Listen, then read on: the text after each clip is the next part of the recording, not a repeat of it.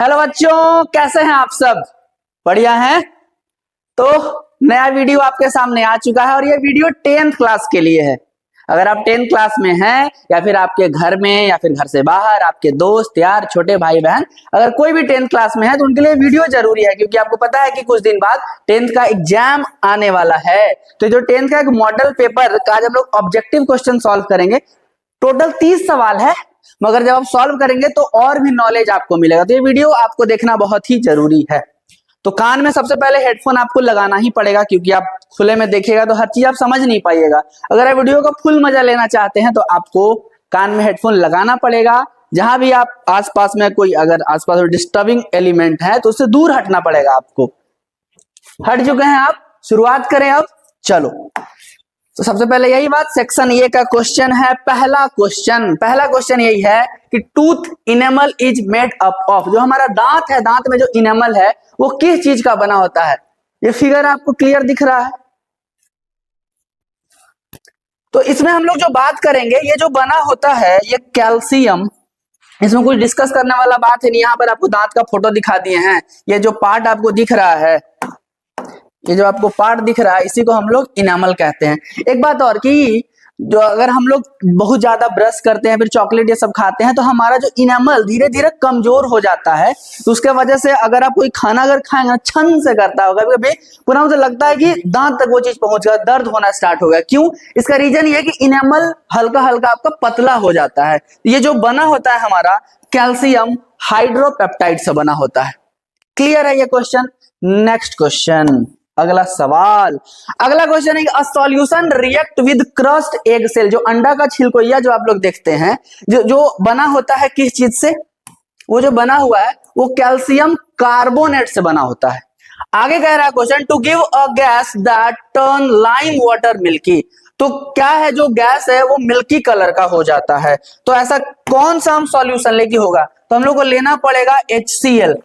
Hydrochloric acid का reaction जब हम लोग कैल्शियम कार्बोनेट के साथ में करवाते हैं तो कैल्शियम क्लोराइड बनता है, साथ में कुछ आपको वाटर भी मिलेगा, और जो गैस यहाँ पर जो CO2 गैस मिल रहा है वो टर्न क्या हो जाता है? वाटर मिल्की कलर का।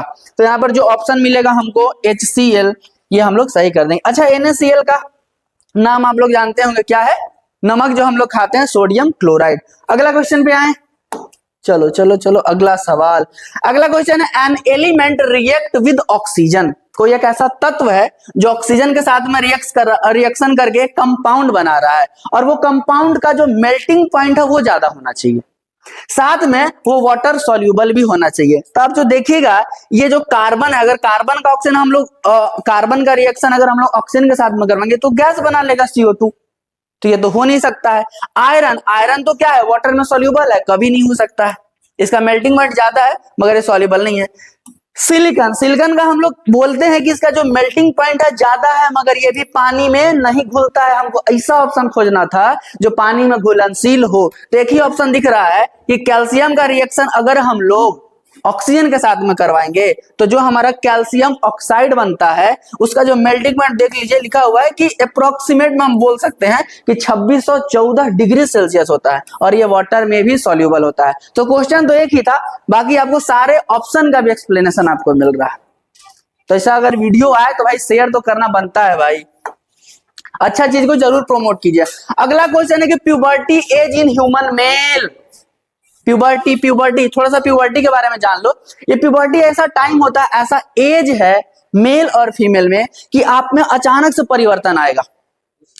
जो बच्चा है, मतलब जो अगर मेल होंगे तो उनका मूछ दाढ़ी आना स्टार्ट हो जाएगा, आर्म पिट्स में हेयर आना स्टार्ट हो जाता है। अगर वो फीमेल है तो चेस्ट का जो साइज है वो थोड़ा डेवलप होने लगेगा, थाई पे आपका फैट ग्रो करने लगेगा, यही सब चीज आपका मतलब मूड स्विंग होने लगेगा, अलग अलग फीलिंग आना आपको इसी एज में स्टार्ट हो जाता है। आप किसी चीज को लेकर ज्यादा आप सोचते हैं। तो इस क्वेश्चन क्या कह रहा है? What is the puberty age in human male. Male में जो प्यूबर्टी का एज है, ऑप्शन के अकॉर्डिंग हमारा ए ऑप्शन होगा कि जो 12 से 14 साल होता है वही प्यूबर्टी का एज होता है।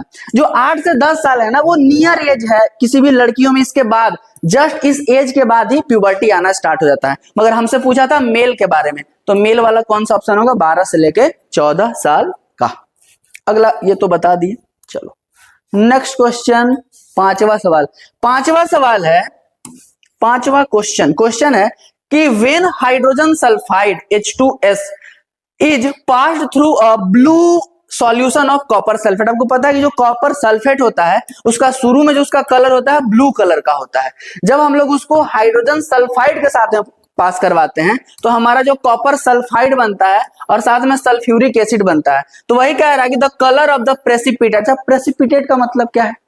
सॉल्यूशन के बाद जो इनसॉल्यूबल सॉलिड सब्सटेंस जो हमारा बीकर में बच जाता है उसी को हम लोग प्रेसिपिटेट बोलते हैं। तो जो हमारा क्या कह रहा है कि उस प्रेसिपिटेट का कलर क्या होगा इस कॉपर सल्फाइड का? तो हमारा ब्लैक कलर होता है। तो ब्लैक वाला ऑप्शन हम लोग सही कर लेंगे। अच्छा लग रहा है क्वेश्चन करने में? नहीं लग रहा फिर भी करना है, मगर लगना चाहिए आपको। अगला question, which of the following is not a physical change. आप जल्दी जल्दी क्वेश्चन पढ़ने के चक्कर में ये भूल जाते हैं कि बीच में यहाँ नॉट भी लिखा हुआ है, इसीलिए इसको हाईलाइट कर दिए हैं।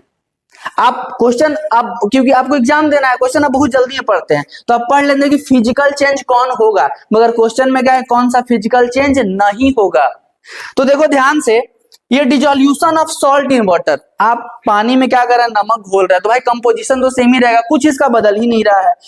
अगला है बॉइलिंग ऑफ डिस्टिल्ड वाटर, पानी को आप उबालिए और उबालने से पहले दोनों का कंपोजिशन तो H2O ही रहेगा। तो ये भी ऑप्शन हमारा नहीं हुआ और सी भी ऑप्शन हमारा नहीं हुआ। डी है नन ऑफ दी। एक ऑप्शन था कैरामेलाइजेशन ऑफ शुगर का जब हम लोग गर्म करके भूनना स्टार्ट करते हैं ना, तो शुगर जो चीनी है उसका शुरू का कलर और बाद का कलर, बाद में वो ब्राउन कलर का हो जाता है। तो कलर का क्या हुआ, चेंज हुआ। तो इसी को यही हमारा सही ऑप्शन हो जाएगा कि ये फिजिकल चेंज नहीं है, ये हमारा एक तरह का क्या है, केमिकल चेंज है।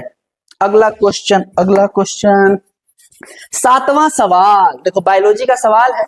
बायोलॉजी जैसे एक मीम लिखा हुआ है कि when biology teacher says next chapter है रिप्रोडक्शन, तुम्हारा दिल बड़ा खुश हो जाता होगा। देख लो इसी में से तुम लोग कोई हो, अपने आप को मान लेना है। तो सवाल क्या कर रहा था, female reproduction part of the flower consist. जो फूल होता है, फूल में वो मादा और नर होता है, आपको पता है ये बात।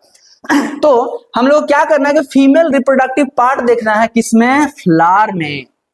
देखो फ्लावर का ये तो पूछा है, मगर हम लोग बस टिक करने तो आया नहीं है क्वेश्चन, उससे ज्यादा हम लोग क्वेश्चन सॉल्व करना है। ध्यान से देखो, इसमें फूल में जब हम लोग देखते हैं धागा जैसा स्ट्रक्चर आपको दिखेगा और उसके ऊपर में एक लोब ऐसा बना होता है। तो जो धागा जो दिखता है उसको हम लोग फिलामेंट बोलते हैं और उसके ऊपर में जो लगा होता है उसको एंथर बोलते हैं। तो एंथर और फिलामेंट मिल करके एस्टमेन उसको बोलते हैं। और एस्टमेन क्या है, मेल रिप्रोडक्टिव पार्ट। आपसे क्वेश्चन पूछा है फीमेल रिप्रोडक्टिव, अगर मॉडल पेपर में हो सकता है कि फीमेल रिप्रोडक्टिव है, मेन एग्जाम में आपका मेल रिप्रोडक्टिव आ जाए, तो वहां पर आपको ध्यान देना है कि जो एंथर और फिलामेंट है जिसको हम लोग मिला करके एस्टमेन बोल रहे हैं, तो एस्टमेन क्या है आपका, मेल रिप्रोडक्टिव पार्ट। अब आते हैं फीमेल वाला पार्ट। ध्यान से देखो, ये जो स्ट्रक्चर आपको दिख रहा होगा, ध्यान से देखना, ये जो ऊपर में जो आपको ये स्ट्रक्चर दिख रहा है, फिर ये ट्यूब लाइक स्ट्रक्चर है, नीचे में एक फूला हुआ पार्ट आपको दिख रहा है। तो जो सबसे ऊपर वाला स्ट्रक्चर है ना, उसको हम लोग स्टिग्मा बोलते हैं। ये जो ट्यूब जैसा स्ट्रक्चर दिखता है उसको हम लोग स्टाइल बोलते हैं। नीचे में जो फूला सॉलेन स्ट्रक्चर दिखता है उसी को हम लोग ओवरी बोलते हैं। तो स्टाइल, स्टिग्मा और ओवरी, ये तीनों मिला करके या तो आप पिस्टिल बोल सकते हैं, या तो इसी का एक और नाम है कार्पेल। और पिस्टिल या फिर जो ये कार्पेल है ये आपका फीमेल रिप्रोडक्टिव पार्ट है। तो ऐसा ऑप्शन खोजो जहां पे स्टिग्मा, स्टाइल, ओवरी दिखे। तो स्टिग्मा, ध्यान से देखो कहां है, यहां हमको स्टिग्मा दिख गया, स्टाइल दिख गया और ओवरी दिख गया। यही ऑप्शन हम लोग क्या करेंगे, सही करेंगे। यहां पर जो आपको लिखा हुआ है एंथर और फिलामेंट, ये क्या हो गया हमारा, मेल रिप्रोडक्टिव पार्ट। ध्यान में ये बात रखना है आपको। अगला क्वेश्चन पे आया जाए, चलो अगला सवाल देखो, जो भी हम लोग मॉडल पेपर करेंगे ना, इसमें ह्यूमन आई से 3-4 सवाल है। तो समझो क्या कह रहा है क्वेश्चन कह रहा है the change in focal length of human I is caused by. जो हमारा आंख में जो फोकल लेंथ जो चेंज होता है वो किसके वजह से होता है, तो हमारे आंख में एक सिलियरी मसल होता है, उस सिलियरी मसल के वजह से ही क्या होता है कि ये फोकल लेंथ हमारा चेंज होगा। तो हमारा सिलियरी मसल तो हमारा सही आंसर है, मगर इसके अलावा कॉर्निया का काम क्या है, इसका जो शेप होता है वो कांस्टेंट होता है, याद रखना आपको। उसका जो प्यूपिल देखिए ध्यान से कहाँ है, ये जो आइरिस के जो बीच में जो स्ट्रक्चर दिखता है ना, उसी को हम लोग क्या बोलते हैं, प्यूपिल बोलते हैं। तो प्यूपिल क्या है, regulates the amount of light entering the I by changing it's size. Size को जब जैसा मतलब बदलेगा तो उसके वजह से क्या है कि कितना लाइट अंदर आना चाहिए कितना बाहर आना चाहिए उसको ये रेगुलेट करता है। तो हमारा सही आंसर क्या हो जाएगा, सिलियरी मसल। अगला सवाल पे आए। अगला क्वेश्चन बड़ा ही फेमस, मतलब 3-4 सवाल। तारे क्यों टिमटिमाते हैं, ब्लू चीज मतलब कोई अगर लाल कलर का कपड़ा है तो लाल क्यों दिखाई देता है, आसमान नीला क्यों है। तो उसी में से एक आया हुआ सवाल है क्या कि the blue colour of the sky is due to, आकाश का जो रंग है वो नीला क्यों दिखाई देता है। तो वो स्कैटरिंग ऑफ लाइट के वजह से दिखाई देता। होता क्या है, सन से जितना भी लाइट आता है वो व्हाइट लाइट है। रेनबो में जो हम लोग कलर देखते हैं वो सब मिला के लाइट मतलब वो व्हाइट लाइट हमारे पृथ्वी पर आता है। तो जो हमारा अर्थ का एटमॉस्फेयर है वहां बहुत सारे गैस मॉलिक्यूल हैं, वो गैस मॉलिक्यूल से टकरा करके उसका कलर क्या होता है, स्कैटरिंग ऑफ लाइट, मतलब ब्लू कलर का दिखता है। इसी को हम लोग बोल सकते हैं रेलिस स्कैटरिंग भी हम लोग कहते हैं। क्या कोई दिक्कत है? नेक्स्ट क्वेश्चन है, क्वेश्चन पढ़ेंगे the power of a lens is -4 dioptre. जो लेंस का पावर होना चाहिए वो -4 डायोप्टर है। What is the nature of the lens, उस लेंस का नेचर क्या है। हिंदी में लेंस की शक्ति अगर इतना है तो लेंस की प्रकृति क्या होगी। तो ध्यान से देखना है कि जो हमारा पावर और जो फोकल लेंथ है वो एक दूसरे का इनवर्सली प्रोपोर्शनल है। यहाँ पे देखो ध्यान से, ये माइनस में हमारा वैल्यू लिखा हुआ -4.0 डायोप्टर। तो माइनस में जब हमारा होगा तो वो क्या होता है, डाइवर्जिंग नेचर शो करता है और वो कॉनकेव लेंस में ही देखा जाता है। तो आंसर तो हमारा कॉनकेव लेंस हो जाएगा। अगर यही जो क्वेश्चन है,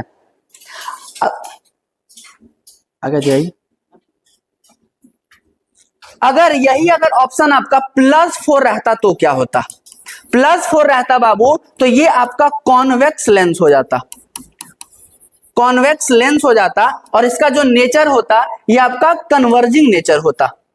तो ये बात आपको ध्यान में रखना है। आपको जो सवाल है और उसका जो उल्टा सवाल दोनों आपको बता रहे। क्वेश्चन में देखो -4 है, -4 डायोप्टर है, जिसका जो फोकल लेंथ और ये जो पावर हम लोग बोलेंगे ना वो हमारा क्या हो जाएगा, कॉनकेव लेंस में ही आता है। मगर इसका जस्ट उल्टा अगर ये प्लस में रहता तो हम लोग कॉन्वेक्स टिक करते। क्लियर है क्वेश्चन। अगर देखो कोई भी डाउट है या फिर कोई भी चीज अगर आपको ज्यादा समझना है, फिर आप किसी भी टॉपिक पे, फिजिक्स केमिस्ट्री मैथ बायोलॉजी, अगर आप किसी भी टॉपिक पे स्पेशल वीडियो भी चाहते हैं ना तो आप कमेंट कर सकते हैं। हमारे पास टीचर का एक टीम है, धीरे धीरे आपके सामने रिवील किया जाएगा, सारे लोग आएंगे मगर आपको रिवील आपके सामने किया जाएगा और देखना उस टॉपिक का आपको वीडियो मिलता है कि नहीं। तो कमेंट भाई जरूर करो। अगला क्वेश्चन देखो, क्वेश्चन क्या है, इन पी, देखो मटर का एक पौधा था, उस मटर के पौधे में कह रहा है कि प्योर टॉल को हम लोग क्या कैपिटल टी और कैपिटल टी से लिखते हैं। उसका क्रॉसिंग करवाया जा रहा है प्योर शॉर्ट से। क्रॉसिंग प्योर शॉर्ट मतलब स्मॉल टी से। तो कह रहा था ratio of pure tall plant to pure short plant. Pure tall और प्योर शॉर्ट का रेशियो पूछ रहा है। तो यहां से हम लोग सेम टाइप का है तो यहां से हमको मिलेगा कैपिटल टी, यहां से मिलेगा हम लोग का स्मॉल टी। जब ये दोनों यहां से क्रॉसिंग करेगा तो एक मिल जाएगा हमको कैपिटल टी, एक मिल जाएगा स्मॉल टी। आपको पता है कि जो सबसे पहले मिलता है ना ये हमारा फर्स्ट फिलियल जनरेशन होता है और इसको हम लोग F1 जनरेशन बोलते हैं। फिर हमको जो रेशियो पूछ रहा है ना वो F2 जनरेशन के पास का पूछ रहा है। तो हमको F1 को 2 बार क्या करना पड़ेगा, क्रॉसिंग करना पड़ेगा। तो कैपिटल टी स्मॉल टी, इसी का क्रॉसिंग इसी से करवाना है, कैपिटल टी स्मॉल टी। ध्यान से देखो यहां जो आप देख रहे हैं यहाँ का कैपिटल टी और यहाँ का कैपिटल टी क्या बनाएगा, कैपिटल टी। यहाँ का कैपिटल टी और यहाँ का स्मॉल टी क्या बनाएगा, कैपिटल टी स्मॉल टी। यहाँ का स्मॉल टी और यहाँ का कैपिटल टी क्या बनाएगा, कैपिटल टी स्मॉल टी। यहाँ का स्मॉल टी और यहाँ का स्मॉल टी क्या बनाएगा, स्मॉल टी। देखो ध्यान से, आपका जो क्वेश्चन हो सकता है दूसरा तरीके से भी आएगा। कैसे? एक तो आपको फिनोटिपिक रेशियो आना चाहिए। ये मोनो हाइब्रिड क्रॉस है क्योंकि हम लोग एक ही कैरेक्टर लिए हैं कि प्लांट का लेंथ क्या है, बड़ा है कि छोटा है। तो यहां से क्वेश्चन बन सकता है कि phenotypic ratio mono hybrid cross का क्या होता है। तो ये जो 3 आपको दिख रहा है तीनों में देखिए कि कैपिटल आया है, यानी कैपिटल वाला कैरेक्टर आएगा। तो यहाँ पर जो 3 जो प्लांट होगा हमारा बड़ा बनेगा और एक हमारा प्लांट क्या बनेगा, छोटा। तो इसको बोलेंगे फिनोटिपिक रेशियो। एक होता है हमको जीनोटिपिक रेशियो। जीनोटिपिक रेशियो में क्या देखते हैं, आपको अभी एग्जाम तक यही ध्यान रखना है कि डिजिट हमारा कैसा है। देखिए कैपिटल टी 1 दिख रहा है, फिर कैपिटल टी स्मॉल टी 2 दिख रहा है और फिर स्मॉल टी ये दिख रहा है। तो हमको ये हो गया जीनोटिपिक रेशियो। याद रखेंगे आप, क्वेश्चन में हमसे पूछ रहा है कि कैपिटल टी और स्मॉल टी, कैपिटल टी मतलब वो प्योर वाला होना चाहिए, तो प्योर वाला कैपिटल टी हमको 1 मिला और स्मॉल टी वाला 1 मिला, तो इसका जो रेशियो होगा 1:1। आप ये टिक मत करके आ जाए, क्योंकि आपको टीचर यही दोनों चीज रटवाए होंगे, मगर क्वेश्चन में आपसे खेला खराब कर सकता है, क्योंकि देखो क्वेश्चन का पैटर्न चेंज हो गया, आपसे प्योर टॉल और प्योर ड्वार्फ पूछ रहा है, मतलब शॉर्ट पूछ रहा है, तो कौन सा आंसर हो जाएगा 1:1। क्वेश्चन क्लियर है, समझ में आया? नेक्स्ट क्वेश्चन पे आए, चलो 12वां सवाल है, और ये फिजिक्स का बहुत अच्छा सवाल है, जिसके लिए आपको बेहतरीन टीचर चाहिए, जिस टाइप का अगर और भी सवाल हो तो आपको सॉल्व हो जाए एग्जाम में, तो उसके लिए हम आर्यन सर को आमंत्रित करेंगे इस क्वेश्चन के लिए कि बहुत डीप में जाके आपको समझा दें, और आपको अच्छा लगे अगर आर्यन सर का कंटेंट, तो इनका वीडियो आप और मंगा सकते हैं कमेंट करके। तो आर्यन सर, माइक सर, हाँ माइक दे देते हैं सर को। Okay, thank you sir. तो क्वेश्चन क्या है, बेसिकली आपको पता ही है लाइट का क्वेश्चन है कि an object is place 20 centimetre in the front of the concave mirror whose focal length is 25 centimetre, what is the magnification of the object. Okay, बढ़िया। तो जरा देखो, इसमें सबसे पहले हमें पता करना है ना कि कौन सा मिरर है। यहाँ पे दे रखा है कि कॉनकेव मिरर है। कॉनकेव मिरर जैसे ही पता चला तो मैंने इस तरह से एक ड्रॉ कर लिया, और यहाँ पे एक पोल होगा, है ना, और मैं मान लेता हूँ कि यहाँ पे एक फोकस है। ओके, इन्होंने बोला है कि ऑब्जेक्ट 20 सेंटीमीटर पे है और इसका फोकल लेंथ 25 सेंटीमीटर है। अगर फोकल लेंथ 25 सेंटीमीटर है यहाँ से यहाँ तक, तो आपको पता है इसका मतलब फोकल लेंथ एफ दे रखा है, मैं प्रॉपर बना दे रहा हूँ कि given that focal length F is equal to, आपको पता है पोल से इस तरफ कोई भी डिस्टेंस मेजर करेंगे, क्योंकि लाइट रे को इससे इधर जाना है, तो लाइट रे के डायरेक्शन को हम लोग पॉजिटिव डायरेक्शन है ना बाय डिफॉल्ट मानकर चलते हैं। तो पोल से इस तरफ की जो भी डिस्टेंस मेजर करेंगे नेगेटिव होगा। It means that focal length of the concave mirror is negative, और फोकल लेंथ कितना दे रखा है 25, तो माइनस का 25 centimetre is the focal length. Okay, now इसमें अगर आप देखोगे तो कॉनकेव मिरर में ऑब्जेक्ट 20 सेंटीमीटर पर प्लेस्ड है, तो 20 सेंटीमीटर कहीं इधर ही होगा। मान लो ऑब्जेक्ट यहाँ पे प्लेस्ड रहा होगा, देखकर ही पता चल रहा है कि फोकल लेंथ और पोल के बीच में अगर रखा हुआ है ऑब्जेक्ट, तो इस तरफ इमेज बनेगा, पोल के दूसरे तरफ बियॉन्ड पोल, है ना। तो यहाँ पे अगर मैं ऑब्जेक्ट डिस्टेंस जिसको यू से डिनोट करते हैं, तो यू इज इक्वल टू मैं बोल दूं 20 सेंटीमीटर, लेकिन यूज भी होगा जो यू है जो कि ऑब्जेक्ट रखा हुआ है इधर ही है, तो पोल से इस डायरेक्शन में अगर जाएंगे तो नेगेटिव ही होने वाला है, तो माइनस का 20 सेंटीमीटर हो गया। अब हमसे पूछा मैग्निफिकेशन, और आपको पता होगा सर मैग्निफिकेशन क्या होता है। तो अगर चूंकि यहाँ पे एफ और यू दे रखा है तो वी निकलेगा, तो माइनस का वी अपॉन यू हो जाएगा। और हाइट ऑफ ऑब्जेक्ट और हाइट ऑफ इमेज के रिस्पेक्ट में भी आपने पढ़ा होगा कि this is the ratio of height of image upon height of object. तो यहाँ पे आप देख लें, इसका यूज करने वाले हैं अपन। तो सबसे पहले v चाहिए। v के लिए आप मिरर फॉर्मूला यूज कर सकते हैं। आपको पता होगा 1/f is equal to 1/v plus 1/u, कुछ इस तरह से, है ना। तो यहाँ पे हमको है ना ये दे रखा है u और f, तो मैं इसको ऐसे ही रख देता हूँ as it is. 1/v is equal to, इसको इधर ले जाएंगे, हो जाएगा 1/f माइनस 1/u। यहाँ पे आप देखोगे तो क्या पता चलेगा, f इंटू यू हो जाएगा दोनों का एलसीएम, और यहाँ पे हो जाएगा u और माइनस का f। देखो f से f में डिवाइड करेंगे, f कट जाएगा, तो u हो जाएगा, u बन जाओ u और माइनस। तो इसको अगर आप देखो, इसको चेंज कर दो, जैसे ही चेंज करोगे तो 1/v है तो v बन जाएगा, इसको चेंज करेंगे तो f into you upon u minus का f बनेगा।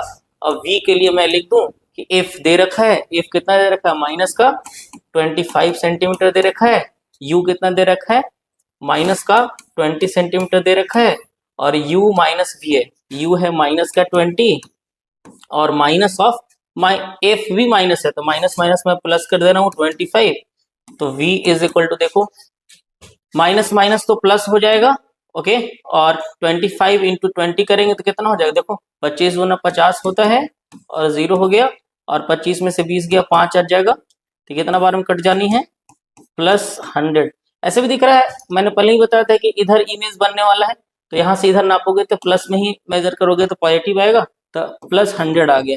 अब मुझे पता है मिरर का formula minus v upon you होता है, तो माइनस और v का वैल्यू +100 है, तो मैं रख दे रहा हूँ +100 अपॉन यू, और u का वैल्यू माइनस का 20 है, तो यहाँ से माइनस माइनस गया, और 20 से 5 बार में कट जाएगा तो प्लस का 5 यही अच्छा मैग्निफिकेशन का कोई यूनिट तो होने वाला नहीं क्योंकि ये रेशियो है और दोनों डिस्टेंस का ही रेशियो है, तो आपको पता है रेशियो अगर यहाँ मीटर मीटर या सेंटीमीटर सेंटीमीटर दोनों कटेगा तो याद रखना एक चीज और, मैग्निफिकेशन का कोई यूनिट नहीं होता है, तो यहाँ पे आपका +5 इज द करेक्ट ऑप्शन है ना। नेक्स्ट अब सूरज सर देखेंगे। बहुत बहुत धन्यवाद सर। तो इनसे कभी ऑफलाइन में मिलना, बहुत मजा आएगा। ऑनलाइन से ज्यादा बहुत तुमको सीरियस टीचर लग रहे होंगे, है भी, लेकिन तुम्हारा जो ड्रीम होगा ना बाबू वहीं तक पहुंचाइए कि तुमको छोड़ेंगे। तो ऑनलाइन सेंटर तुम लोग जानता होगा, जपला में है, किससे पूछोगे चाणक्य एकेडमी, तुमको रास्ता हाथ धर के वहां तक पहुंचा देगा। अगला क्वेश्चन पे आए, समझ में तो आया ना। जो भी अगर और भी कोई फिजिक्स का क्वेश्चन का डाउट हो तो आप कमेंट में जरूर लिख देना, सॉल्यूशन आपके घर तक पहुंच जाएगा। अगला क्वेश्चन देखो, अगला क्वेश्चन है कि which of the following is true for food web. अच्छा देखो, बहुत सारे जब फूड चैन मिलते हैं ना तो फूड वेब में कन्वर्ट हो जाते हैं। तो ध्यान से देखेंगे, ऑप्शन हम लोग पढ़ते हैं कि इसके लिए सही लाइन कौन सा है। पहला ऑप्शन है कि the energy available at each level gets diminished. कह रहा है कि हर टॉपिक लेवल पे जाते जाते क्या एनर्जी कम हो जाता है। हाँ, आपको पता होना चाहिए कि 10% रूल इसमें काम करता है। तो जैसे जैसे टॉपिक लेवल बढ़ते जाएगा ना तो हमारा एनर्जी है वो घटते जाता है। सही है बात, पहला तो सही होगा। दूसरा पढ़ते हैं, energy moves progressively through different level. जैसे जैसे क्या हो टॉपिक लेवल चेंज होगा तो वहां से एनर्जी भी आपको बढ़ेगा घटेगा, आपको मतलब ये दिखेगा। तो ये भी लाइन हमको सही दिख गया। तो ए और बी, तो देखो सी ऑप्शन पढ़ो, सी में दोनों है ए और बी, तो यही ऑप्शन हमारा सही हो जाएगा। अब क्या करना, फूड वेब छोड़ो, फूड चैन का एक दो एग्जांपल याद रख लेना, हो सकता है एग्जाम में 1 नंबर में तुमसे पूछ ले। अगला क्वेश्चन देखो, क्वेश्चन क्या है, क्वेश्चन कह रहा है ना कि if the direction of a current in a solenoid when viewed from a particular and is anti clockwise. इसका अगर एक सोलेनॉइड बना हुआ है, इसका जो डायरेक्शन हमारा एंटी क्लॉकवाइज डायरेक्शन में है, एंटी क्लॉकवाइज डायरेक्शन में है, तो कह रहा है कि then this end of the solenoid will be, तो जो सोलेनॉइड का एंड है वो किस डायरेक्शन में जाएगा, तो वो नॉर्थ पोल के डायरेक्शन में जाएगा। ध्यान आपको रखना है ये बात। देखो क्वेश्चन बहुत आसान था, क्वेश्चन था कि which of the following expression does not represent the electric power. देखो पावर का फॉर्मूला तुमको याद क्या क्या रखना है, एक पावर का फॉर्मूला होता है VI, एक और देखो जब इसको आगे सॉल्व करेंगे ना IR, V is equal to IR जब आप सॉल्व करेंगे और इस चीज को जब आप यहां रखेंगे तो I² R हो जाएगा। एक और है P is equal to V² R। तो ये तीनों पावर का डेफिनेशन फॉर्मूला होता है। तो इसमें देखना, देखो P is equal to VI ये तो होता ही है, एक और देखो कि V² बटा में R ये भी होता ही है, I² R ये भी होता है। तो होता कौन नहीं है, I² बटा में R, ऐसा कोई हम लोग पढ़ रहे हैं यहाँ पे नहीं, ध्यान में रखेंगे इसको। अगला क्वेश्चन देखो, क्वेश्चन क्या है, कह रहा है कि the black opening between the aqueous humour and the lens, हमारा आंख का जो लेंस है और जो एक्वस ह्यूमर है उसके बीच में क्या होता है। तो यहाँ का बात हम लोग कर रहे हैं इस जगह का, ध्यान से देखो इस जगह का जो बात करेंगे ना आप, तो यही जो हमारा है कि ये बिल्कुल बीचों बीच में होता है, जिसको हम लोग प्यूपिल कहते हैं। तो इसका जो आंसर हो जाएगा हमारा प्यूपिल। प्यूपिल क्या है, located in the centre of the iris, iris के बीचों बीच में होता है। अगला सवाल क्वेश्चन क्या है कि which of the following gases is used to store fat and oil containing food for a long time. लंबे समय तक खाना अगर खराब ना हो तो उसके लिए पैकेट में, जैसे कुरकुरा का पैकेट खाते होंगे, चिप्स का पैकेट खाते होंगे, देखते होंगे लंबा 2-2 महीना तक रखा हुआ फिर भी नहीं वो खराब हो रहा, तो उसका रीजन क्या है पता है आपको, उसमें नाइट्रोजन गैस भरा होता है, उसके वजह से हमारा खाना खराब नहीं होता है। तो ऑप्शन कौन हो जाएगा, नाइट्रोजन गैस। आपको पता है ये देखो एक ऑप्शन दिया था ऑक्सीजन, देना ही नहीं चाहिए था भाई, ऑक्सीजन के वजह से तो हमारा खाना खराब होता है। विकृत गंधिता जिसको हम लोग हिंदी बोलते हैं रेंसिडिटी, ये तो इसी की वजह से आता है। देखो नियोन का भी इस्तेमाल कर सकते हैं मगर इसका एक तो अवेलेबिलिटी कम है, रेयरली है, दूसरा कि ये थोड़ा हमको महंगा पड़ेगा, इसलिए हम लोग नियोन का देखो कर सकते हैं इस्तेमाल, मगर इसका जो मोस्ट एप्रोप्रिएट आंसर होगा वो नाइट्रोजन होगा।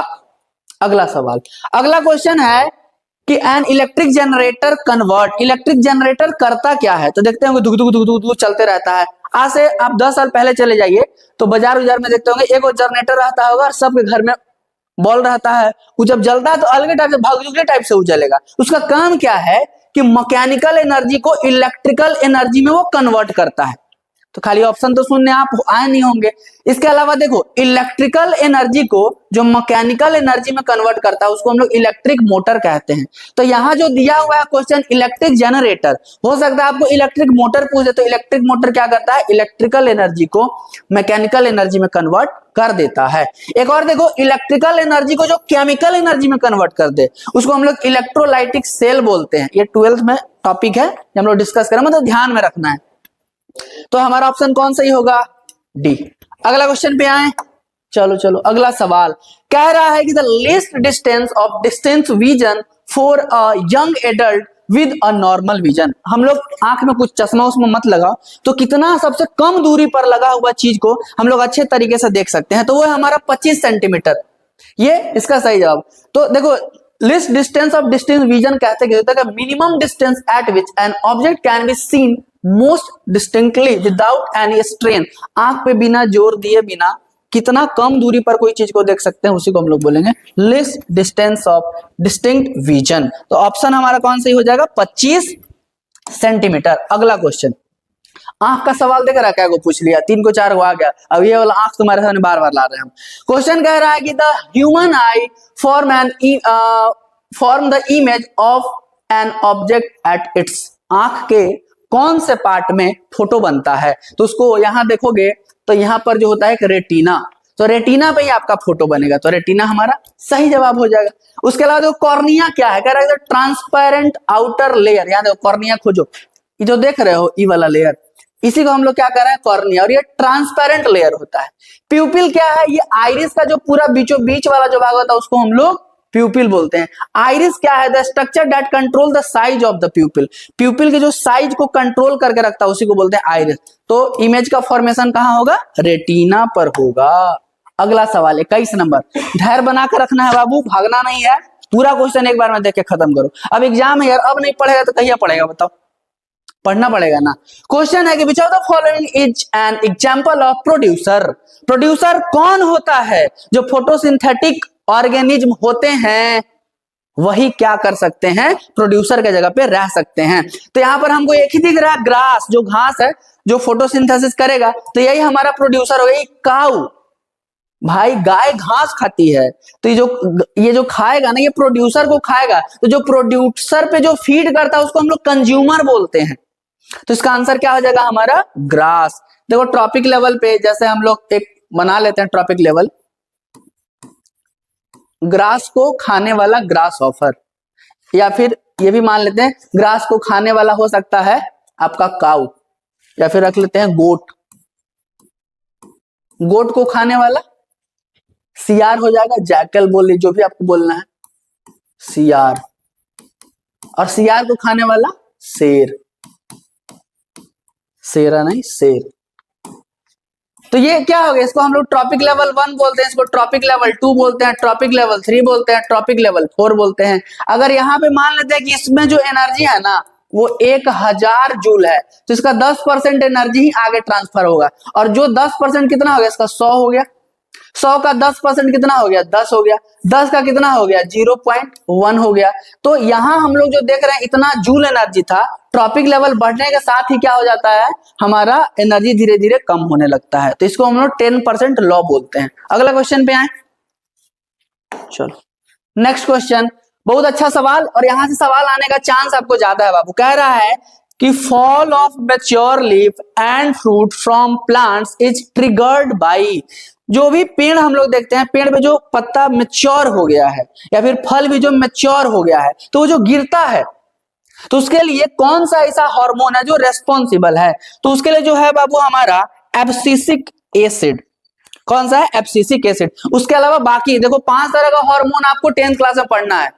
तो पहला आपका क्या, ऑक्सीन, वो सेल इलोंगेशन में हेल्प करेगा, रूटिंग, जड़ मजबूत हो उसमें भी आपको हेल्प करेगा। जिब्रेलिन का काम क्या है, जो तना होता है उसको ग्रोथ को बढ़ाता है, जर्मिनेशन में आपको हेल्प करेगा। एब्सिसिक एसिड का तो हम लोग ये देख ही लिए हैं कि जो हमारा मैच्योर लीफ होता है, फल होता है जो गिरता है, उसको ट्रिगर करने के लिए काम करता है। फल पकाने में जो हम लोग इस्तेमाल करते हैं, वो इस्तेमाल क्या, जो हार्मोन होता है रेस्पॉन्सिबल, वो कौन है, इथाइलिन। अगला क्वेश्चन पे, इसका ऑप्शन क्या हो जाएगा? Abscisic acid. नेक्स्ट क्वेश्चन, अगला क्वेश्चन ध्यान से देखो, एक टब में पानी भरा हुआ है, अगर मेरा ध्यान इधर भी है ना, फिर भी हम लोग क्या क्या करते हैं कि अगर यहाँ गर्म पानी है तो हाथ मेरा तुरंत वहां से हट जाता है, क्योंकि जो हम लोग मसल, जो यहाँ देखो क्वेश्चन आप पढ़ते हैं, part of the body which respond to the instruction sent from nervous system. तो कैसे पता चलता है वो गर्म पानी है? तो गर्म पानी से जो हमारा कह रहा है कि कौन सा ऐसा बॉडी का पार्ट है जो मतलब रिस्पॉन्ड करेगा, तो यहाँ देखिए ध्यान से, यहाँ पर एक इफेक्टर मसल होता है जो हमारे आर्म में होगा, तो वही क्या करता है? रिस्पॉन्स करता है कि हाथ हटा लो। तो इफेक्टर कहाँ दिख रहा है? ए ऑप्शन, यही हमारा क्या होगा? सही जवाब होगा। अगला सवाल, अगला क्वेश्चन बहुत ही आसान सवाल है कि जो which refrigerant is responsible for the depletion of ozone layer.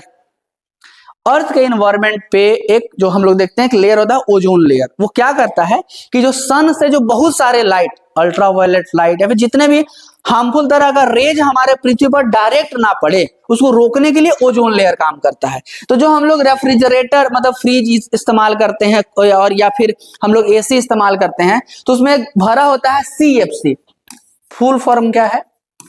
CHLORO, chlorofluoro carbon, यही रेस्पॉन्सिबल होता है ये ओजोन लेयर का डिप्लीशन में। तो ऑप्शन हमारा कौन हो जाएगा? बी। ये तो बहुत आसान सवाल था। अगला क्वेश्चन, ये भी देखो कितना आसान बच्चा वाला क्वेश्चन पूछा हुआ है कि कौन सा ऐसा element which of the following is more reactive with water. ये चारों ऑप्शन में से मैग्नीशियम, एल्युमिनियम, आयरन, ये सब जल्दी रिएक्शन नहीं करेगा। जो सोडियम है ना, ये बड़ा तेजी से रिएक्शन कर जाता है वाटर के साथ में। तो ऑप्शन कौन हो जाएगा हमारा सही? सोडियम। अगला सवाल, अगला क्वेश्चन है कि the name of the compound, ये कंपाउंड दिया, इसका नाम क्या है? इसका थोड़ा चीर फाड़ कर लेते हैं हम लोग। यहाँ लास्ट में जो आप देख रहे हैं CHO, ये इस फंक्शनल ग्रुप का नाम क्या है? एल्डिहाइड। एल्डिहाइड है।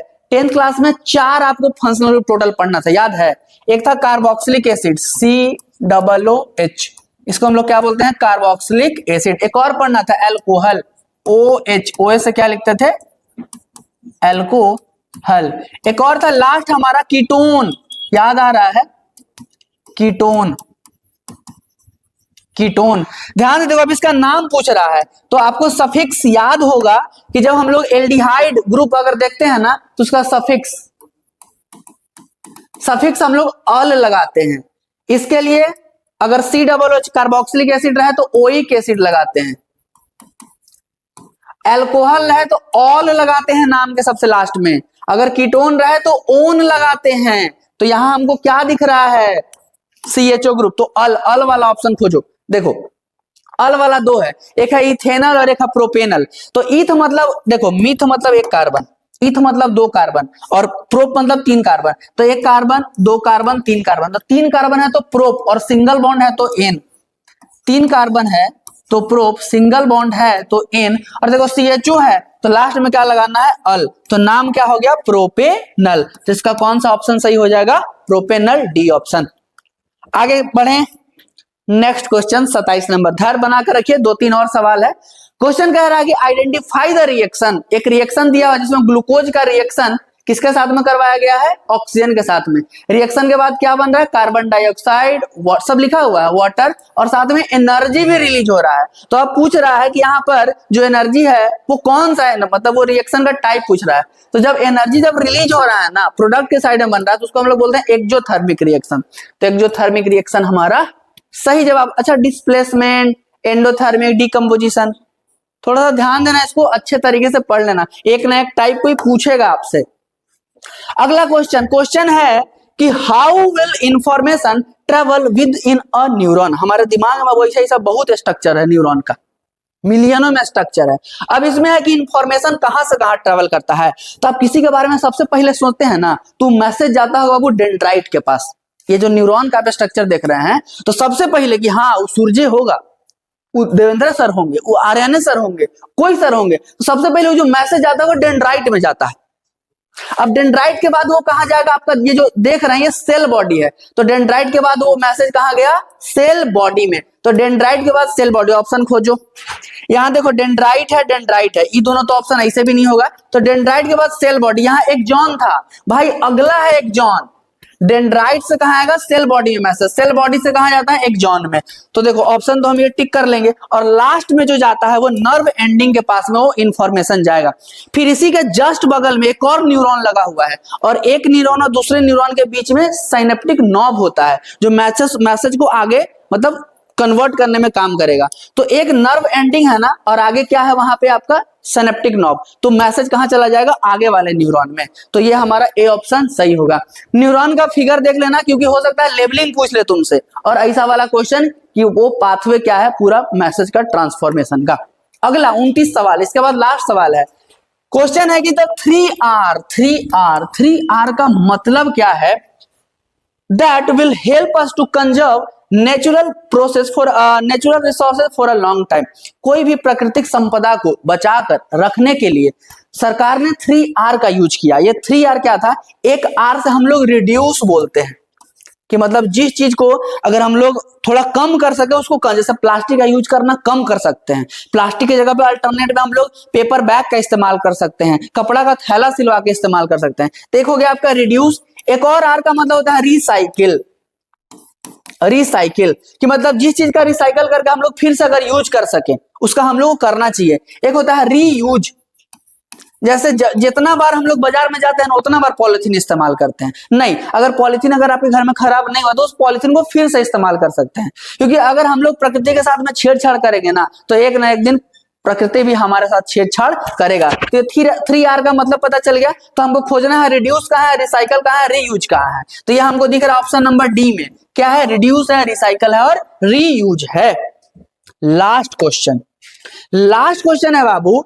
The opening and closing of the stomatal pore depends upon. आपको पता है कि जो लीफ होता है, लीफ पर छोटे छोटे छेद होते हैं, उसको हम लोग स्टोमेटा बोलते हैं, और उस स्टोमेटा में पोर होता है। कभी वो स्टोमेटा क्लोज रहेगा, ये क्लोज वाला स्ट्रक्चर है, एक ओपन, कभी कभी ये खुल जाएगा। तो ये किसके वजह से होता है?